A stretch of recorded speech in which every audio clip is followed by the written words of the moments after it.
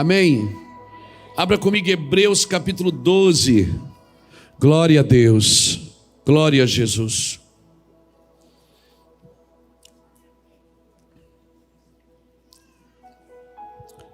Hebreus capítulo 12.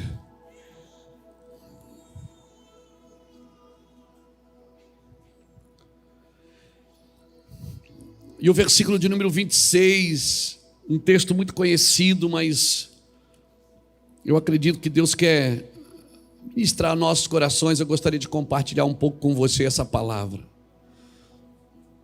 Êxodo 12, ou melhor, Hebreus 12, versículo 26. Diz assim: então a sua voz abalou a terra, mas agora ele prometeu, dizendo: ainda uma vez abalarei não só a terra, mas também o céu. Ora, esta palavra, ainda uma vez, mostra a remoção das coisas abaláveis, como coisas criadas, para que as inabaláveis permaneçam. Pelo que, tendo recebido um reino que não pode ser abalado, retenhamos a graça, pela qual sirvamos a Deus agradavelmente, com reverência e santo temor. Pois o nosso Deus é fogo consumidor. O nosso Deus é fogo que consome. Obrigado, Senhor, pela tua palavra. Eu creio que era isso que João Batista estava tentando dizer quando ele dizia: eu vos batizo com água, mas após mim vem aquele que vos batizará com o Espírito Santo e com fogo. Fogo que purifica, que nos prepara para aquilo que está por vir. E nós nunca vivemos num tempo, talvez a nossa geração, quem é mais velho aqui já passou talvez por guerras, por perdas, mas nós nunca vivemos um ano tão conturbado como esse. Eu para não dar um nome ruim para esse ano, eu chamei ele de um ano pedagógico, que a gente aprendeu muito com o Senhor. A gente aprendeu a valorizar coisas pequenas, aprendeu a dar valor para coisas que parece que passavam pela nossa vida e a gente não prestava atenção nelas. É uma coisa que sempre se falou nesse altar. Nos últimos anos a gente falava que nós iríamos parar talvez de fazer coisas grandes, que movimentavam coisas pequenas, mas a gente ia fazer coisas pequenas que movimentariam as coisas grandes. E foi um ano assim, um ano atípico, não é? E para selar o ano, assim, nas últimas horas do ano, a gente ainda tem a perda de um pastor dessa casa. E claro, não foi muitas pessoas que perderam parentes, perderam amigos, mas eu não quero focar nas perdas. Eu quero focar no ensino, naquilo que o Senhor está fazendo através de nós. Este é um tempo de grandes estremecimentos, querido. Grandes estremecimentos. E quando a Bíblia declara que aquilo que pode ser abalado será abalado, ela não está falando simplesmente de morte. Porque o fulano morreu, então que foi abalado. Não. A morte dos santos, querido, ela tem um propósito. Deus tem um propósito. Sem morte não há ressurreição. É necessário a morte para que a ressurreição seja manifesta. Então ela vem tão assustadora, ela vem trazendo tanto desespero, tanto medo, e esse é um dos propósitos da morte. É causar pânico, é causar angústia, é causar situações difíceis de lidar. E todos nós que estamos aqui, todos que estão nos acompanhando pela internet, todo ser vivo, todo ser humano vivo, ele vai passar pela morte. Um dia ela vai bater na sua casa. Um dia você vai ter que lidar com isso. E a forma que você vive vai ensinar como você vai lidar com a morte. A forma que você vive, qual é a esperança que nós temos na vida. Qual é a forma que nós estamos vivendo? Como nós estamos gastando tempo com a nossa vida? Porque o reino inabalável de Jesus, querido, está sacudindo a terra. O reino inabalável de Jesus é um reino que não pode ser abalado. Como eu preguei aqui domingo passado agora, vai chegar um momento que toda a corrupção dos homens, todos os governos humanos serão julgados por Jesus. Vai chegar um momento, no tempo certo as coisas vão acontecer. Mas nós estamos vivendo num tempo de grande estremecimento. E eu vou falar para você, e não é conversa fiada, é o que realmente eu sinto no meu espírito.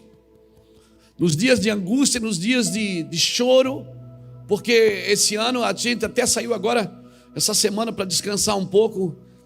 Ganhamos aqui de um irmão, de uma praia aqui perto, um lugar para descansar uns dias. E quem é que descansa? Eu falo para ele assim, a gente estava lá curtindo com os filhos, com as netas, mas quem é que descansa? Meu telefone não parava, a gente cuidando, tocando, orando com um pastor aqui, orando com o outro lá, orando com o filho que o pai está no hospital, e pessoas pedindo, pastor, ora, e não tem a ver só com o Covid não, viu? Essa é a nuvem do momento, mas não é só isso não. Não é só isso, o caos se instalou. O caos se instalou e não tem a ver só com pandemia, tem a ver com casamento destruído, com famílias destruídas, com falências, com uma série de coisas. E eu estava lá no quarto, lá, eu estava indo assim, essa modéstia um pouco, eu disse, de vez em quando eu subia, eu nem levava o telefone, mas de vez em quando eu não conseguia desligar, porque você está atento, como você pode se alegrar quando pessoas estão tristes ao seu redor. E a gente aprendeu a viver nessa gangorra, nesse lugar onde a morte e a vida fazem parte do seu dia a dia. E agora uma coisa nós temos que aprender, nós não podemos deixar de celebrar a vida de Cristo. Amém? E o meu amor por Jesus, ele aumenta, irmãos. Cada vez que chega para mim uma notícia ruim, mais o meu coração entra em chamas, porque eu sei que nós estamos entrando num cenário de Deus. Eu não quero com isso que você ache o Luiz quer disfarçar que ele está triste. Não, eu estou triste. Mas a minha carne está fraca, mas o meu espírito está pronto. O espírito está sempre pronto, a Bíblia diz. A carne é fraca, a alma sofre, mas o espírito precisa estar pronto em Cristo. E o que alimenta o espírito é as convicções da palavra de Deus. E quais as convicções que nós vamos levar para o ano seguinte, para dar continuidade a isso. Porque nós vamos continuar, irmãos. Amém? Nós vamos continuar. Quem viu aquele filme Até o Último Homem? É mais ou menos isso, rapaz. Até o último homem. Nós vamos continuar. E a oração daquele jovem, ele só fazia uma oração. Ele não disse, Senhor, me mantém vivo. Ele só disse, me ajuda a salvar mais um. Ele só dizia, me ajuda a salvar mais um. Me ajuda a salvar mais um. Então, querido, a sua vida ela faz sentido quando realmente a sua vida serve para salvar mais um. Seja com as suas palavras ou seja com o seu modelo de vida. Então, quanto mais eu vejo o pavor, quanto mais eu vejo as notícias ruins batendo na porta, mais o meu coração entra em chamas por aquilo que Jesus vai fazer. Eu creio que Ele vai fazer, como diz Jeremias 23:9, quando ele ora, ele diz, o meu coração está quebrantado dentro de mim, Jeremias diz. Todos os meus ossos estremecem, eu estou como um homem embriagado, estou como um bêbado por causa do Senhor e da palavra da sua santidade. Em outras palavras, Jeremias estava dizendo, os meus sentidos estão sedados por causa do amor de Deus. E nós estamos entrando em mais um ano, irmãos. E as pessoas estão, hoje eu vi muitas postagens assim, acaba logo esse ano. Como se amanhã fosse alguma coisa mudar. Não, só vai acontecer algo diferente se você fizer algo diferente. Se você se comportar de uma maneira diferente, se você mexer nas suas crenças, nas suas convicções, se você permitir Que Jesus vire uma chave dentro de você. E aí eu te garanto, meu amigo, minha amiga, que Deus vai te abençoar. E você vai viver em convicção. Amém? Você vai viver em convicção. Jeremias, ele orava e dizia: eu estou como um homem embriagado, eu estou sedado por causa da palavra de Deus. Eu estou sedado por causa da palavra de Deus. Irmãos, o cenário é esse. O mal vai aumentar, mas quem está buscando a Cristo tem que aumentar suas convicções também. A maldade ainda não encheu o cálice de Deus. A maldade ainda não encheu o cálice de Deus. Mas aqueles que servem a Deus têm que andar em suas convicções. Como diz Charles Spurgeon, ele dizia num dos seus sermões: para um homem que vive para Deus, nada é secular, tudo é sagrado. Amém? Tudo é sagrado, você tem que olhar como se tudo fizesse parte de um cenário e Deus não perdeu o controle. Deus não está andando de um lado para o outro no céu pensando: e agora, o que é que eu vou fazer? Mais um.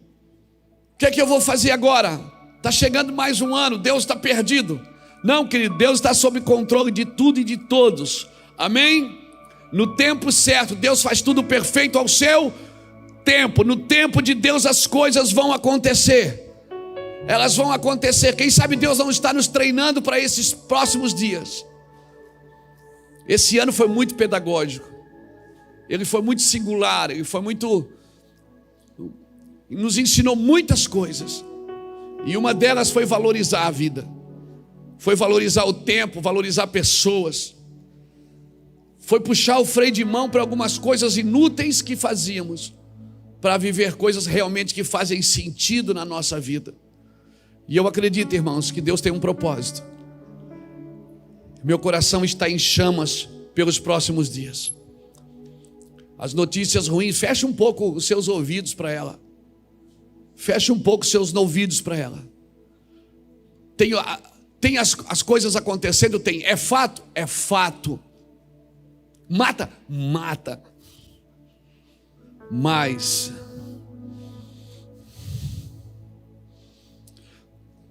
a Bíblia que carregamos fala de pessoas que deram suas vidas por causa de Cristo, que morriam por causa de Cristo. O próprio livro de Hebreus, se você virar a página assim e voltar para o capítulo 11, nós lemos o 12, mas se você volta para o 11, você vai ver relatos de famílias inteiras, de pessoas que deram suas vidas por causa de Cristo.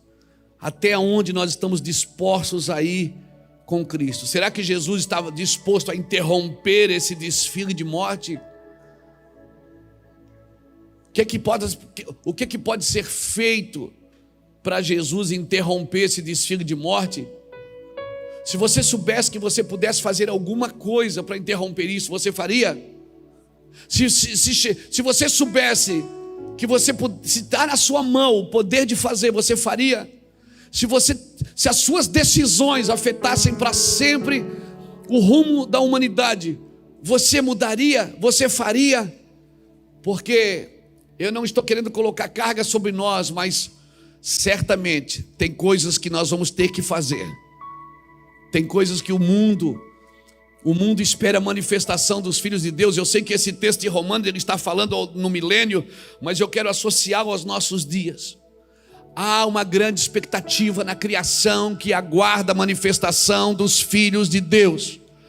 A criação geme como se estivesse com dores de parto até agora, esperando a manifestação dos filhos de Deus. Amém? Amém, irmãos?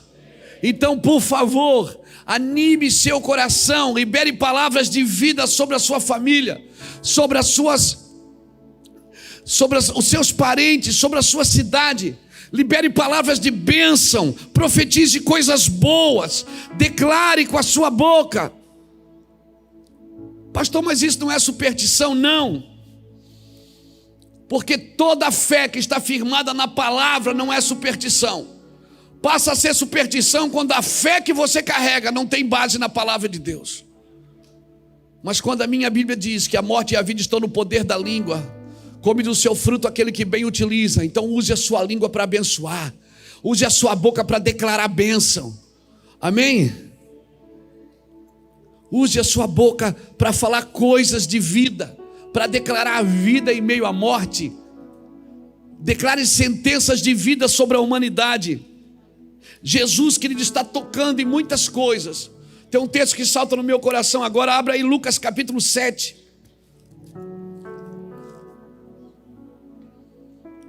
Lucas capítulo 7.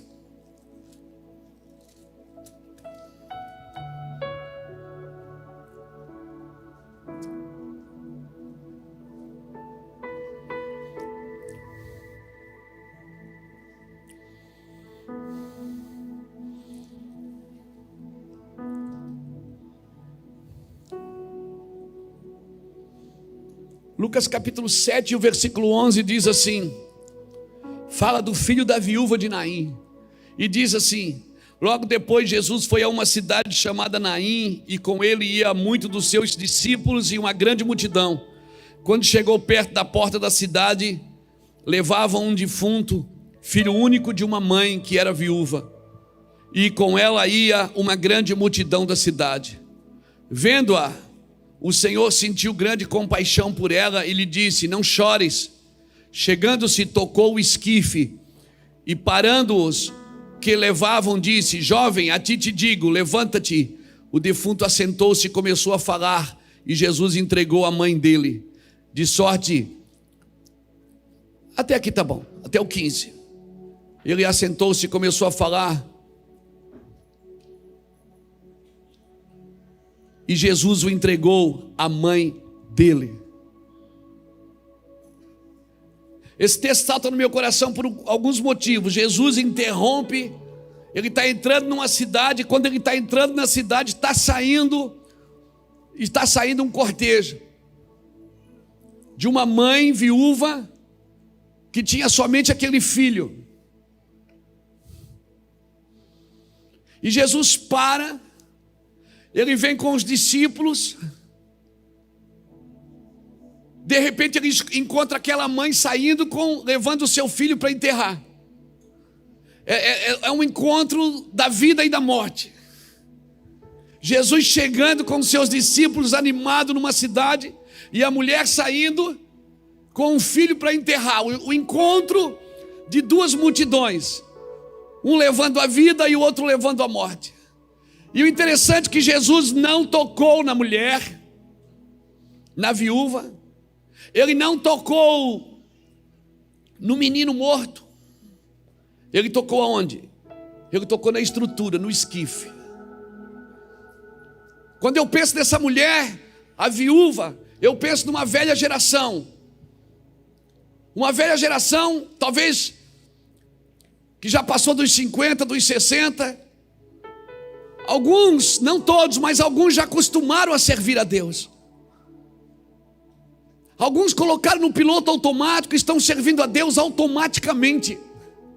Eu vou na igreja, eu dizimo, eu dou uma oferta, eu abençoo, eu vou num culto de domingo, eu vou na ceia. Eu assisto o culto, eu leio um versículo bíblico por dia, e aí eu vou me acostumando, eu vou alimentando o meu cristianismo, mas eu não vivo tudo que Deus tem para mim.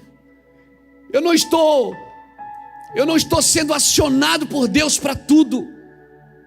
De repente eu estou ali no dia a dia automático, irmãos, e não tem coisa pior na vida de um crente ele acostumar com a glória de Deus. Ele acostumar com o louvor, ele acostumar com a igreja cheia, ele acostumar com o dia a dia da igreja. Vem para a igreja, quer dizer, alguns vêm só na igreja, não vêm no culto. E aí a gente vai acostumando. Jesus não tocou nessa velha geração, e não tocou na nova geração que estava morrendo. Porque se uma velha geração não se aciona, certamente a geração que vem depois, ela também não anda.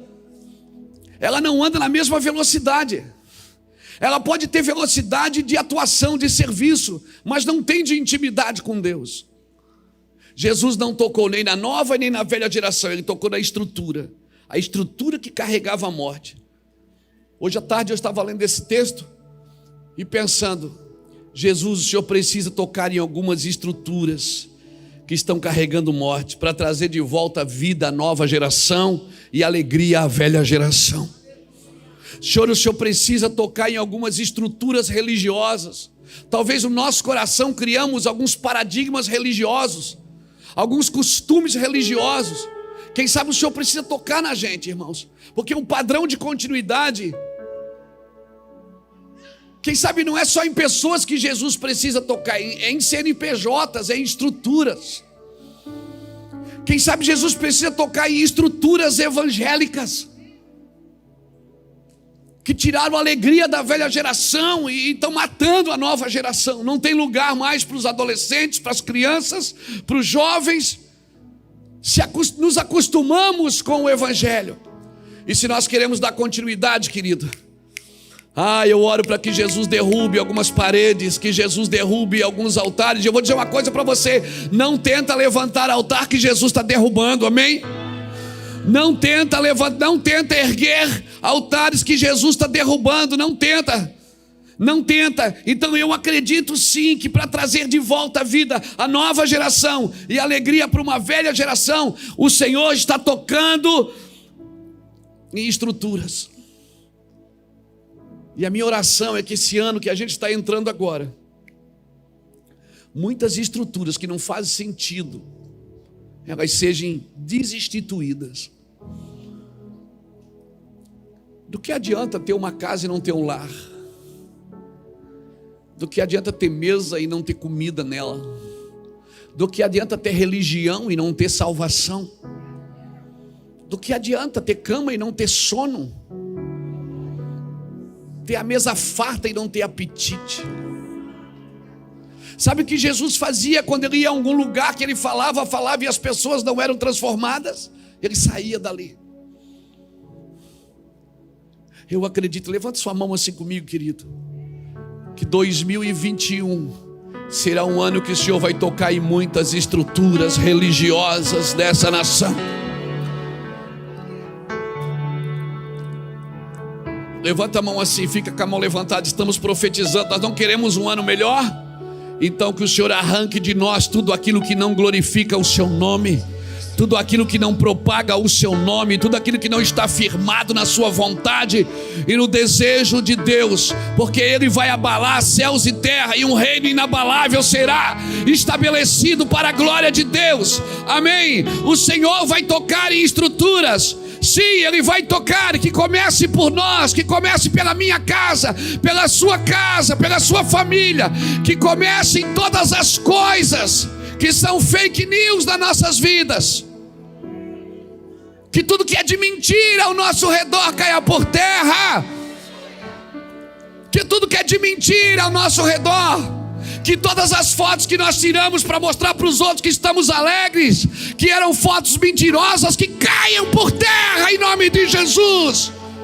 Que a gente seja real, assim como real é a sua palavra, assim como real é a volta de Cristo, assim como real é o céu. O seu amor é real. Que Deus tire do nosso meio tudo que não é verdade, tudo que nos tirou da verdade, tudo que nos roubou dele. Eu oro para que 2021, esse novo século que se inicia, nova década, perdão, a nova década, porque a década começa agora, essa nova década que se inicia, seja uma década que a gente olhe para a gente e diga assim: Senhor, hoje eu fazia uma oração em casa e dizia: Senhor, eu quero ser verdadeiro, mais verdadeiro. Eu quero ser verdadeiro nas minhas palavras, nos meus gestos, no meu levantar da mão. Se eu estiver triste, eu quero que todo mundo saiba que eu estou triste. Se eu estiver alegre, todos vejam que eu estou alegre. Eu quero, se eu estiver com vontade de orar, eu vou orar. Se eu não tiver, eu vou falar com o Senhor, dizer: eu não estou com vontade. Eu quero ser real com os meus irmãos, com os meus amigos, com os meus filhos. Eu não quero gastar mais tempo com coisas que não são verdadeiras. Eu quero gastar tempo com aquilo que é de verdade, que eu posso tocar, apalpar, que eu posso pegar a mão e dizer de Deus. Sim, eu creio que Deus pode fazer algo diferente se nós formos diferentes. Nós não estamos competindo com ninguém, irmãos. Nós não estamos nos comparando com ninguém. Que o Senhor nos torne verdadeiros a cada dia, mais verdadeiros ainda. Que a gente possa falar, que o nosso sim seja sim, que o sim da boca seja o sim do coração, que o não da boca seja o não do coração, seja o vosso sim, sim, e o vosso não, não. Aleluia, louvado seja Deus. E eu vou ter que fazer essa escolha, nós vamos ter que fazer essa escolha, porque daqui a pouco vai virar o ano, e a gente tem esse entusiasmo do recomeço, tem ou não tem? Né? Daqui a pouco nós vamos para casa, vamos comer o resto do Natal, não é? O peru virou risoto, é ou não é? Sim. E a gente vai amanhã acordar e dizer assim: meu Deus, agora estamos no ano novo, agora até chegar a primeira conta que a gente comprou no Natal e pensa que o cheque nunca vai cair, o cheque, que nunca, a duplicata nunca chega. Ela chega, ela vai chegar. Mas eu só começo a pagar em fevereiro. Mas vai chegar fevereiro rapidinho, é muito rápido fevereiro. Então eu vou ter que fazer uma escolha, e eu tenho dois padrões aqui para você escolher. Abra comigo Lucas 17, sai do 7 e vai para o 17. Lucas 17,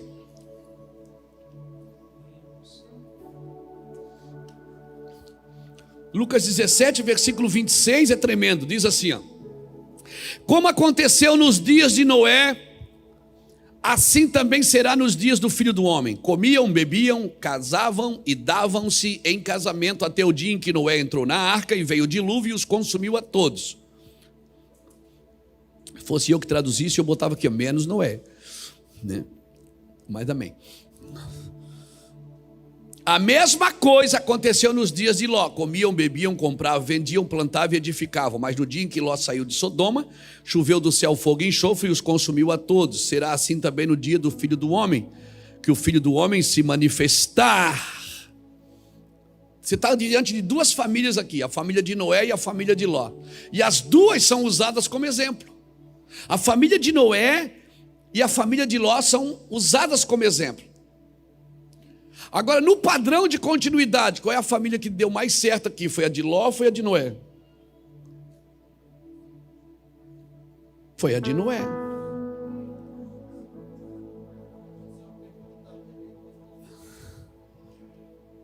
Qual é que deu mais certo? Foi a de Noé. Por quê? Porque continuidade tem a ver com preservação da família. Não dá para dar continuidade se não tiver a preservação da família. Por isso que Deus vai ter que tocar em algumas estruturas para a gente voltar a ser família. Amém? Para a gente não voltar, para a gente voltar a ser família. Talvez a gente vai ter que deixar de ser denominação, vai ter que voltar a ser família. Porque o padrão da continuidade depende da família preservada. Se a família não for preservada, não tem padrão de continuidade. Então, Ló, ele também foi alvo de intercessão, porque Abraão intercedia pela vida dele. Noé era modelo, aqui, Jesus que falou isso. Se a sua letra fala em vermelho, quando Jesus fala, está em vermelho, porque foi Jesus que falou. Será como nos dias de Noé, será como nos dias de Ló. Está falando do quê? De destruição e recomeço. Destruição e recomeço, não está falando? Os dois casos, tanto de Ló como Noé, teve destruição para um recomeço. Teve ou não teve? Você já se perguntou se a gente está passando por isso de novo? Agora, como terminou a família de Noé? Dentro de uma arca. A família foi preservada. E como terminou a família de Ló? Ló tomava um porre todo dia e dormia com as filhas numa caverna. Então, veja bem. Esse ano, Para muita gente foi só destruição, mas para muita gente foi recomeço. Para muita gente parece que é até pecado dizer. Tem gente que diz: pastor, para mim a pandemia foi uma benção, porque eu voltei para casa, restaurei minha família, cuidei dos meus, financeiramente eu equilibrei, eu parei de gastar com coisas que não me adiantava, eu reedifiquei os meus modelos, eu reedifiquei os meus movimentos. Parece que é até pecado você dizer que está feliz, no meio de tanta gente passando dificuldade, é ou não é? Mas a Bíblia é clara, ela diz que você tem que chorar com os que choram e se alegrar com os que se alegram. Hoje nós ficamos tristes com uma notícia ruim, mas amanhã a gente pode ficar alegre, pode chegar alguém e dizer: pastor, Deus me abençoou, fez isso. Eu digo: meu irmão, que bênção. Eu já tive a oportunidade de fazer um velório pela manhã e um casamento à noite. De manhã eu estava no velório, enterrando o irmão, chorando com a família, e a gente dizia: meu Deus, que dia terrível. E à noite eu estava fazendo um casamento, quando a noiva entrou eu disse: meu Deus, que dia abençoado. E o pior, os mesmos crentes que estavam no velório estavam no casamento, que me ouviram falar isso, pensaram: esse pastor é doido, porque de manhã ele estava chorando, agora ele está dizendo: meu Deus, que alegria. Ele é bipolar. Não, querido, é porque a sua alma pode oscilar, a sua carne pode oscilar, mas o seu espírito está pronto. Deus vai te ensinar a viver em todos os cenários que a terra permitirá você passar. Amém? Então, 2 tipos de família aqui, 2 tipos de recomeço, 2 tipos de família que recomeçam. A diferença é que Ló trabalhou para escapar. Noé trabalhou para escapar?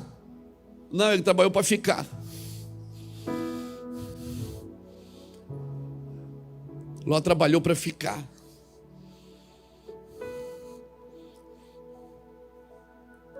Se você está num lugar em Deus, é Deus que sabe a hora de você ir e a hora de você ficar. Não é você que faz os caminhos para ir e voltar. É Deus que vai fazer isso na sua vida. Amém, querido? A fé que você usa para sair do Egito, querido, não é a mesma fé que você usa para entrar em Canaã. Para sair do Egito eles não precisaram fazer nada, precisaram? Não, era só sair, era só ir. Mas para entrar em Canaã, Deus falou para eles: vocês têm que conquistar isso. Amém? Você tem que conquistar. Então a fé que você usa para vir aqui na frente, aceitar Jesus e ser salvo, não é a mesma fé que você vai ter que usar para conquistar o reino de Deus. Tem que ser conquistado à força. Então esse ano que está entrando daqui a pouco, ele só vai mudar na nossa mente, no nosso coração, se nós mudarmos o nosso comportamento em relação ao reino de Deus, querido. A fé que você aceita Jesus não é a mesma fé que você conquista o reino. A fé que você aceita Jesus é a fé que Jesus teve em você. Foi Jesus que teve fé em você, por isso ele morreu por você. Agora a fé para entrar ao reino é a fé que você tem que ter em Jesus. Porque a fé para ser salvo, Jesus tem em você. Ele disse: eu amo tanto você que eu vou te salvar. Agora para viver no reino você tem que dizer o contrário: Jesus, eu amo tanto você que eu vou morrer por causa de você. Eu vou morrer por causa de você. A fé para ser salvo, eu só preciso crer que Ele fez por mim, que Ele me amou. Agora a fé para viver no reino, eu preciso ter fé mesmo. Eu preciso conquistar mesmo. Eu preciso acreditar mesmo. Amém? Amém, irmãos? Hoje a pastora Cláudia perdeu o seu marido, mas a fé que vai ficar com ela é a fé que um dia ela vai vê-lo de novo. Aleluia, porque essa é a fé no sobrenatural, é a fé na soberania de Deus, não é a fé no milagre. A fé no milagre, ela diz assim: nós não nos prostraremos a essa estátua, como aqueles 3 homens no Daniel capítulo 3. Nós não nos prostraremos. Aqueles 3 homens, Sadraque, Mesaque e Abednego, Ananias, Misael e Azarias, disseram para o Nabucodonosor: nós não nos prostramos a outro Deus. E saibas tu, ó rei, que o nosso Deus é poderoso para nos tirar da fornalha. Isso é fé no milagre. Ele vem aqui e me tira daqui agora, vírgula. Mas depois eles disseram: mas se isso ainda não acontecer, todavia nós não nos prostraremos a outro Deus. Isso é fé na soberania. É que mesmo que o milagre não aconteça, você continua acreditando na soberania de Deus, que a vontade dele é boa, é agradável e é perfeita. Amém? Por isso, querido, quando você só tem, olha que perigo falar isso. Quando você só tem uma palavra, mas não tem uma visão. Mas eu tenho uma palavra, mas você recebeu uma visão para andar nessa palavra? Ló, ele não anda na palavra. Se você ler lá em Gênesis, no capítulo 13, nos versículos finais, deixa eu ver aqui onde é que está isso. Gênesis no capítulo 13, só para afirmar a sua fé, e a minha também. Gênesis capítulo 13, está aqui, achei. Gênesis capítulo 13, quando Abraão chama Ló e diz: escolhe o teu lado, se você for por aqui eu vou por ali. E a Bíblia diz no capítulo 13 de Gênesis, versículo 10, que Ló levantou os olhos e viu todas as campinas do Jordão, que era todas bem regada, antes de o Senhor ter destruído Sodoma e Gomorra, e era como o jardim do Senhor, como a terra do Egito em direção a Zoar. Então, claro, Ló escolheu para si todas as campinas do Jordão, porque ele viu, mas ele não tinha uma palavra para sustentar aquela visão. Ele viu, e ele viu que era como as campinas. Querido, quando você só tem uma visão, eu falei o contrário, mas é quando você só tem uma visão, mas não tem uma palavra que sustenta você nessa visão. Eu falei ao contrário, eu falei quando você tem uma visão, mas não tem, quando você tem uma palavra, mas não tem uma visão, não, é ao contrário.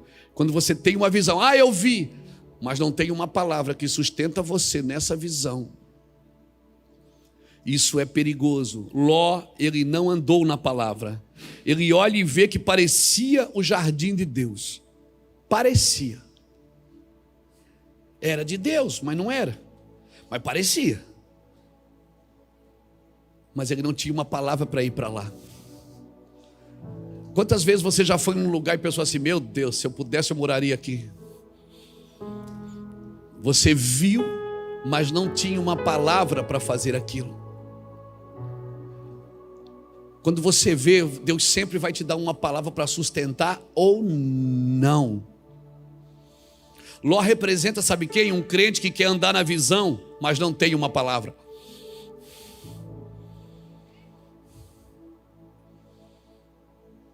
Ele estava indo para um lugar onde Deus estava prestes a destruir. Se ele consulta ao Senhor, ele não ia para lá. Se ele consulta ao Senhor, ele acaba fazendo as suas próprias interpretações da visão. Por isso eu quero profetizar na sua vida, querido, que 2021, antes de ter muita visão, antes de ter muito sonho, antes de ter muita interpretação individualista e humanista, que você tenha uma palavra para viver o que Deus tem para você. Porque a palavra vai sustentar você na visão. Porque vai ter dia que você não vai ver nada, vai estar tudo escuro. Vai ter dia que você vai olhar, não vai ver, você não vai estar nublado. Mas se você tem uma palavra, pode pisar naquilo que você não está vendo. Pode pisar no que você não está vendo. Pode pisar no que você não está vendo, porque é a palavra que te sustenta, querido. Amém? Quem tem uma visão, mas não tem uma palavra, acaba fazendo as suas próprias interpretações. Daniel teve visão ou não teve? Teve visão ou não teve? Não, Daniel teve muita visão. Mas qual era a palavra para ele? Sela o livro, Porque o que você está vendo não é para agora. Ou seja, tem coisas que Deus vai te mostrar, mas não é para você. Tem coisas que Deus vai te mostrar, mas não é para a tua geração. Tem coisas que Deus vai te dar. Não se apresse a dizer tudo que Deus te mostrou. Sela o livro. Tem coisas que não é para você dizer. Mas a gente, irmão, sonha, tem uma visão, já quer falar tudo. Não adianta você ter uma visão.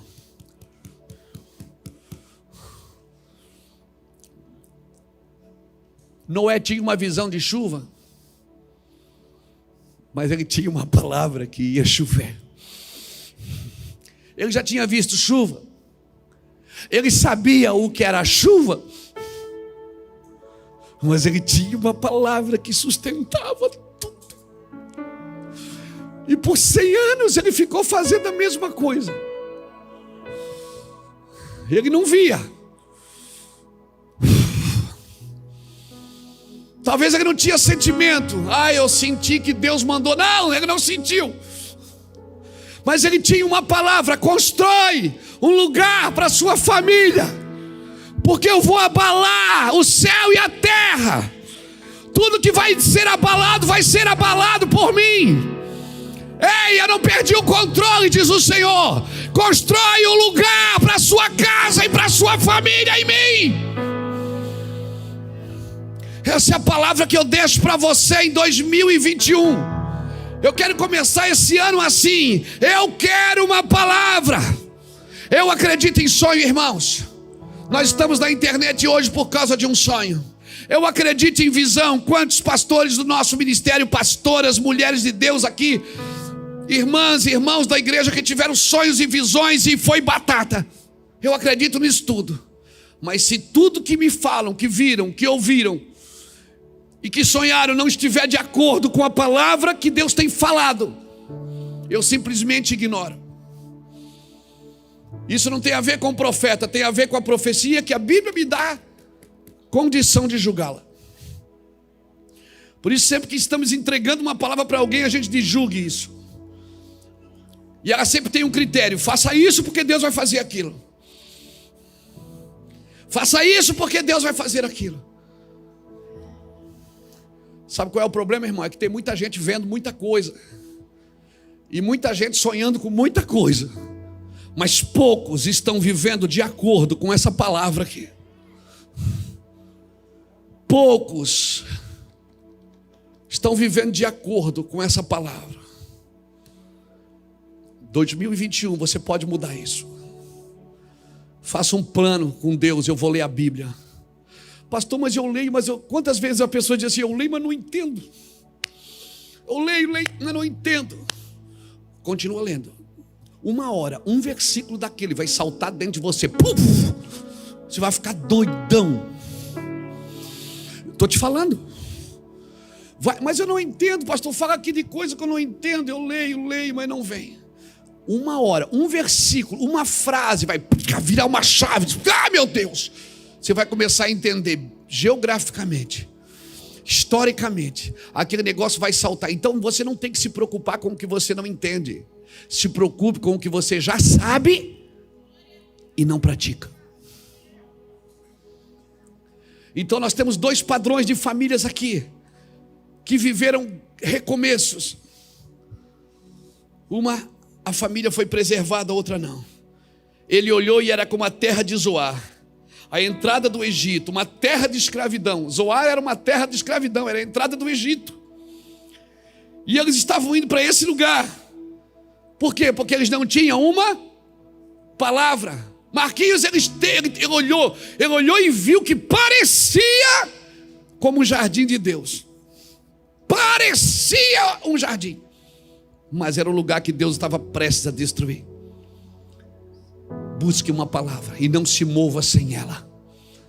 Agora, se você tem uma palavra, se mova rápido, porque a nuvem está movendo e você precisa se mover também. Se mova rápido. Amém? Ele perdeu sua esposa, perdeu suas filhas, porque ele não tinha uma palavra. E é perigoso eu ir me aproximando de um lugar que Deus está para destruir, que Deus está para condenar. Noé ele representa os que precisam entrar na visão por uma palavra. Ló representa os que andam na visão sem uma palavra. Pegou isso no seu espírito? É muito parecida a Nova Jerusalém com Babilônia, irmão.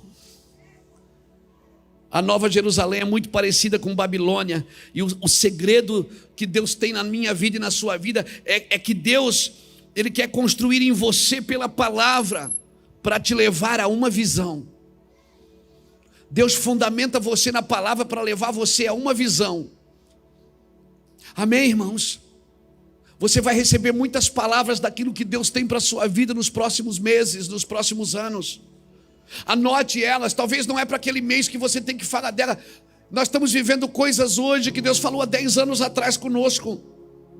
E estamos vivendo situações hoje que Deus falou conosco lá atrás. Mas eu já tenho uma visão, e aí se demora um pouquinho, você cria uma palavra para ela.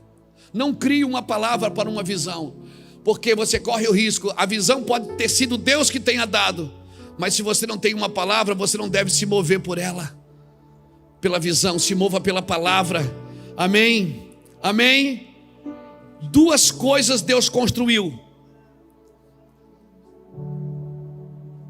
Você vai ver, Deus construiu 2 coisas aqui, que Abraão chama ele de arquiteto e construtor. Ele construiu o homem e ele construiu a cidade. O homem e a cidade Deus construiu com medidas exatas. A Nova Jerusalém celestial, elas foram construídas com medidas exatas. Abraão, quando ele sai da casa dele, da casa do pai dele, ele vai e ele chega em Canaã. A Bíblia diz em Hebreus capítulo 8, versículo 10, que Abraão procura uma cidade. E por que ele habita em tendas? Por que ele habita em tendas? Porque ele tinha uma visão. Ele esperava a Nova Jerusalém celestial, a qual Deus é o arquiteto e o construtor. Abraão procura a cidade porque ele habita em tendas. Ele não constrói uma cidade para ele. Ele não constrói, ele não faz o que Nimrod fez, ele não constrói uma cidade para ele. Ele habita em tendas com Isaac e Jacó. Embora estivesse na terra da promessa, ele habita em tendas porque ele aguardava a cidade, a qual Deus é o arquiteto e o construtor. Aleluia, isso é muito forte, porque para morar na cidade, eu tenho que ter a mesma natureza da cidade. E muitas vezes nós não entendemos isso. Nós começamos a construir coisas ao nosso redor e não cabemos mais na natureza de Cristo. E aí temos dificuldade de soltar o que construímos para voltar para a natureza de Cristo. Por isso, no papo que Jesus teve com Nicodemos em João capítulo 3, Jesus falava a Nicodemos: ô Nick, você não está entendendo. Ô Nick, você não está entendendo, Nick. Nicodemos, Jesus falava: Nicodemos, como é que eu entendo isso? Como é que eu faço? Eu volto para o vento da minha mãe. Ele diz: ô, você que é mestre da lei não sabe dessas coisas? Sabe o que Jesus estava dizendo? É porque você não tem a mesma medida. Você tem a letra, mas você não tem a palavra. Você sabe tudo da letra, mas você não tem a palavra. Não, deixa eu ler isso aqui para você, cara. Tá muito bom isso aqui. Deixa eu ler João capítulo 3, o papo de... tá aqui, Jesus e Nicodemos. No capítulo 3, versículo 3, respondeu Jesus: em verdade, te digo que quem não nascer de novo não pode ver o reino de Deus. Perguntou Nicodemos: como pode um homem nascer sendo velho? Poderá voltar ao ventre da sua mãe? Jesus respondeu: em verdade te digo que aquele que não nascer da água e do Espírito não pode entrar. Já não é mais ver, é entrar no reino de Deus. O que é nascido da carne é carne, mas o que é nascido do Espírito é Espírito. Não te maravilhes que eu te dizer, necessário vos nascer de novo. O vento sopra, Nicodemos, aonde quer, ouve-se a sua voz, mas não sabes de onde vem nem para onde vai. Assim é todo aquele que é nascido do Espírito. Perguntou Nicodemos: como pode ser isso? Nicodemos ficou pilhado. Ele não sabia o que estava acontecendo. Ele disse: meu Deus, o que esse cara está falando? Não estou entendendo. Porque tinha a letra, era doutor da lei, mas não tinha a mesma medida. O espírito dele não conversava com o Espírito de Jesus. Ele queria entender na alma. É como muita gente que vem à igreja quer entender Cristo na sua alma, nas suas emoções, quer entender Cristo nas suas necessidades. Você tem que entender no seu espírito, porque se ligar no espírito, passa tudo, irmão. Passa a carne, passa o céu, passa a terra. Mas o que estiver ligado na palavra que entrou no seu espírito, nunca mais se desligará dele. Nunca mais. Aí respondeu Jesus: tu que és mestre em Israel e não compreendes essas coisas, em verdade te digo que nós dizemos o que sabemos e testificamos do que vimos, contudo não aceitais o vosso testemunho, o nosso testemunho. Se vos falei de coisas terrestres e não crestes, como crereis se vos falar das coisas celestiais? Olha o que ele diz aqui: ninguém subiu ao céu senão o que desceu do céu, o Filho do Homem que está onde? É o Filho do Homem que está onde? Jesus está conversando com Nicodemos. Onde é que Jesus estava? No céu ou na terra? Ele está conversando com Nicodemos. Ele disse: ninguém subiu ao céu senão aquele que de lá desceu, Jesus Cristo, o Filho do Homem que está onde? Mas Jesus estava no céu quando estava conversando com ele? Não, ele estava na terra. Mas ele disse para Nicodemos: eu estou no céu, você não está entendendo. Você quer que eu desça aqui para conversar com você coisas da terra, e eu quero te trazer aqui para você entender as coisas do céu. Eu já estou aqui.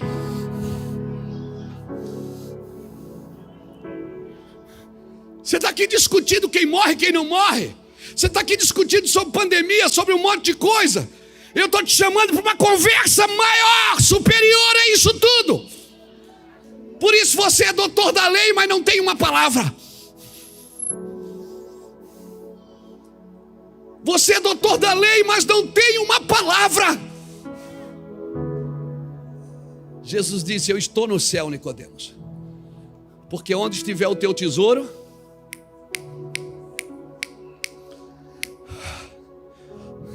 fala, onde estiver o teu tesouro, aí está.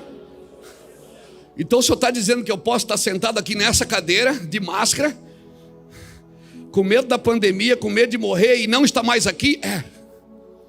É isso que eu estou tentando dizer. Que tanto faz se você está aqui ou lá. Pegou? Pegou mesmo? O senhor está dizendo que eu estou sentado aqui nessa cadeira, mas eu posso estar lá no céu já? Porque onde estiver o teu tesouro, aí está o teu coração. Teu coração está firmado no quê? Quem te oprime te domina.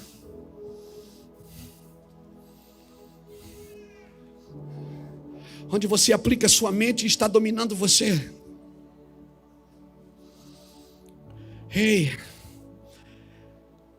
Tem que estar no que Deus está fazendo. Falta ainda 3 minutinhos. Tem que entrar e entrar pelo Espírito. Jesus disse: você tem que nascer de novo para ver o reino. Você aceita Jesus, você vê o reino. Mas você pode ver o reino sem nunca ter entrado nele, porque você só entra nele pelo Espírito. Porque o reino de Deus não vai se encaixar no seu modelo de vida. Você vai ter que soltar a sua vida para viver o que o reino de Deus tem para você na terra. Não, levanta a sua mão, dá um glória a Deus de crente.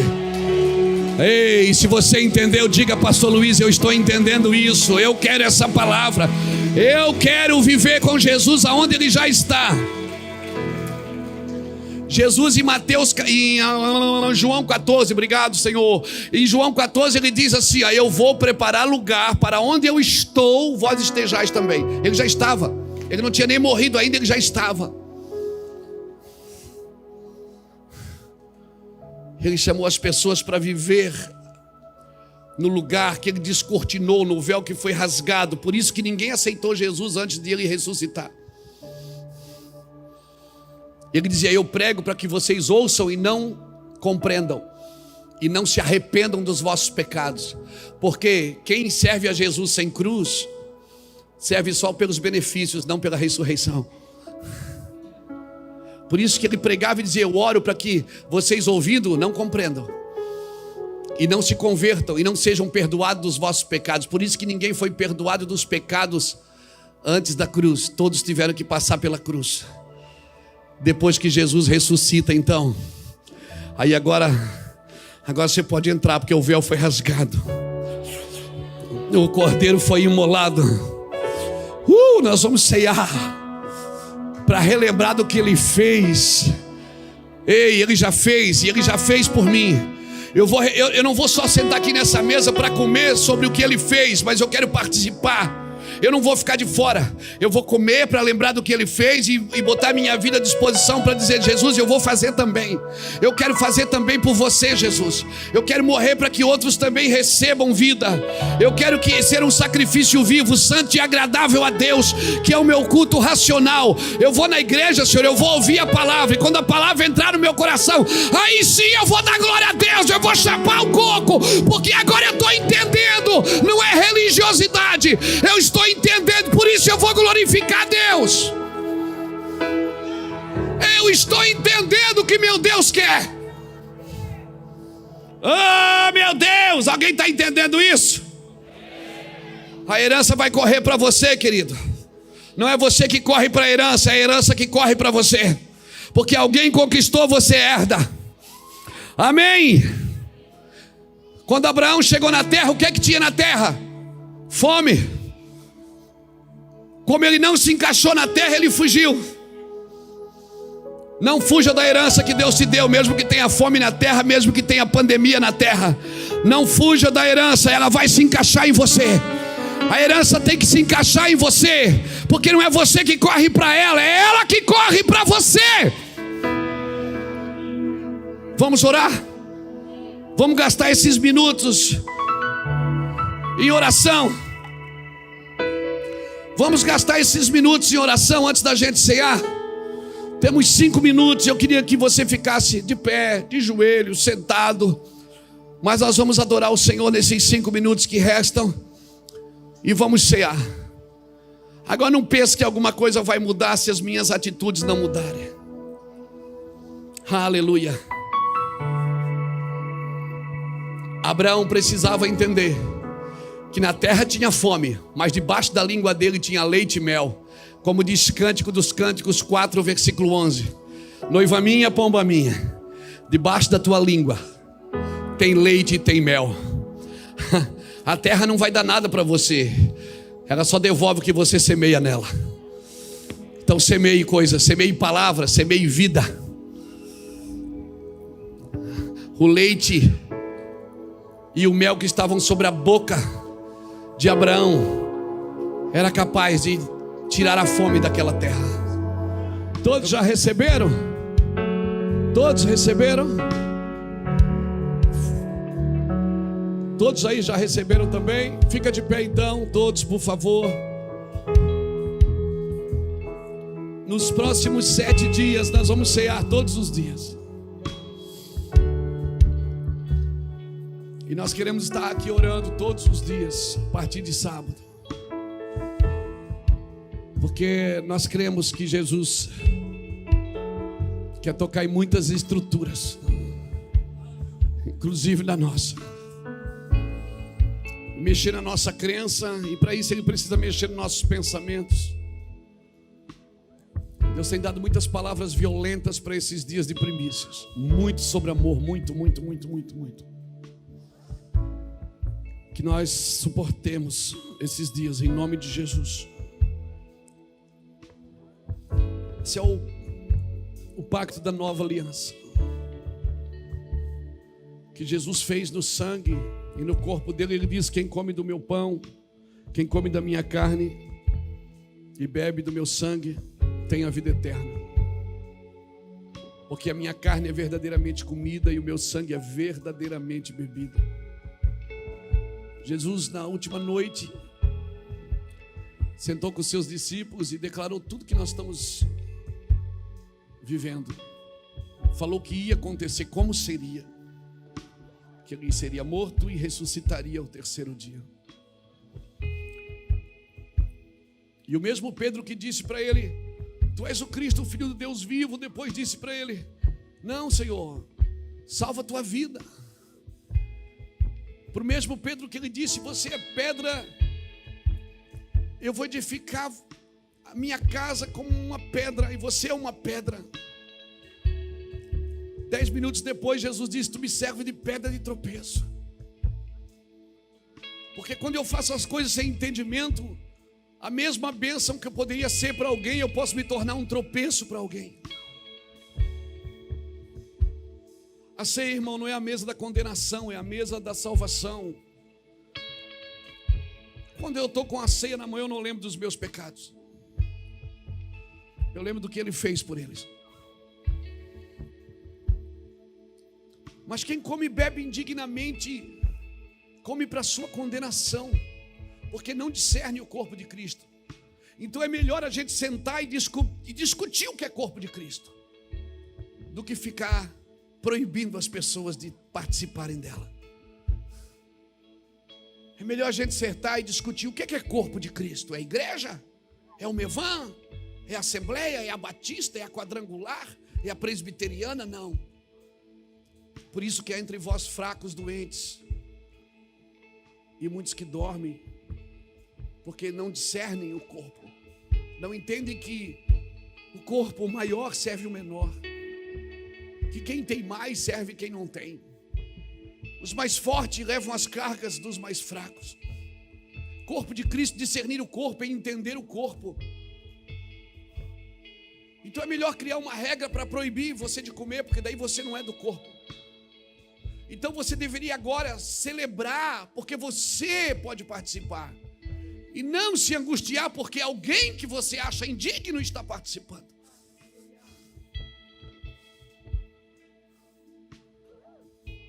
Levante seu pão assim, querido. Senhor, nós queremos celebrar um novo ano, ainda que no calendário gregoriano. Nós queremos celebrar, Senhor, esse recomeço. E que a Tua glória nos ensine a viver como corpo de Cristo, discernindo, Senhor, o amor, discernindo como amar, como o Senhor ama.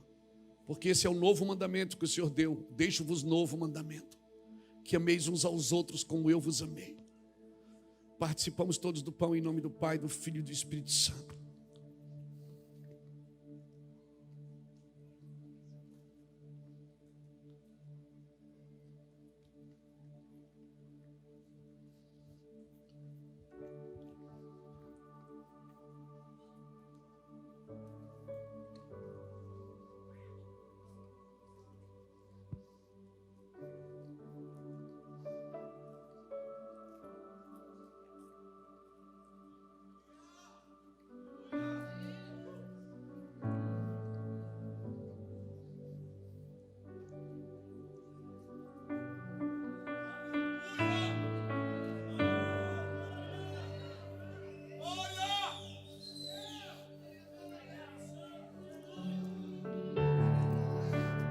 Esse é o cálice da nova aliança no meu sangue. Está firmado nele, não em você. Está firmado na capacidade dele, não na sua, não na minha. Na santidade dele, não na minha. Ele do seu próprio braço sustentou a salvação. Porque olhando para a terra não achou um digno. Mas quem come e bebe indignamente, a palavra indigno ali não está no pronome pessoal, não está falando de uma pessoa indigna. Porque se você acha que alguém é indigno para tomar, você toma por quê? Porque você se acha digno? Então você é mais pecador do que o indigno, porque pelo menos ele sabe quem ele é. Não estamos aqui porque somos dignos. A ceia não é para quem merece, é para quem precisa. porque quem come do pão e bebe do vinho permanece em mim. Eu quero permanecer nele, eu quero fugir do pecado, eu quero fugir da corrupção, da mentira, do engano, da imoralidade. Eu quero permanecer nele, por isso eu como e bebo na sua mesa, porque eu quero permanecer nele. Eu preciso estar nele. E eu quero começar esse ano com você, Jesus. Você é a minha prioridade, você é tudo que eu tenho.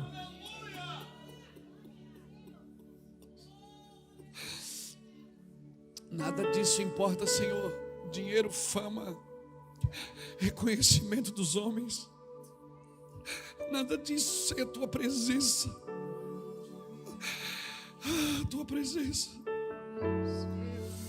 Ninguém é maior do que você, Jesus. Só a tua presença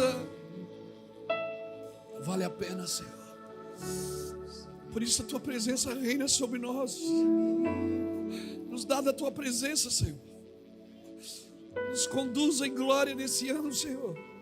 Nos dê as palavras certas, nos dê os lugares certos. Não nos deixe andar além da nossa medida. Não nos deixe ir além daquilo que o Senhor determinou. Não nos deixe criar falsas linhas de chegada. Não nos deixe criar falsas linhas de chegada, Senhor. Nós só vamos chegar no fim quando o Senhor determinar que é o fim. Porque ninguém ficará para trás, Senhor. Nada nem ninguém ficará para trás, Senhor. Nós queremos viver com o Senhor sempre. E esse ano que se inicia agora, Senhor, que Ele venha, Senhor Deus, com um manto de glória. Substitui esse manto de mortandade, Senhor, pelo manto de glória. Sim, Senhor. Traz um novo tempo para a nossa nação. Traz um novo tempo para os governos das nações. Um dia o Senhor julgará todos os líderes, todas as religiões, todas as crenças, todos os credos. Um dia o Senhor julgará todas as coisas, Senhor, e não nos permita ir além das nossas medidas. Não nos permita, Senhor Deus, fazer o que o Senhor não nos mandou. Não nos permita, Senhor. Participamos todos do cálice da nova aliança, em nome do Pai, do Filho e do Espírito Santo de Deus.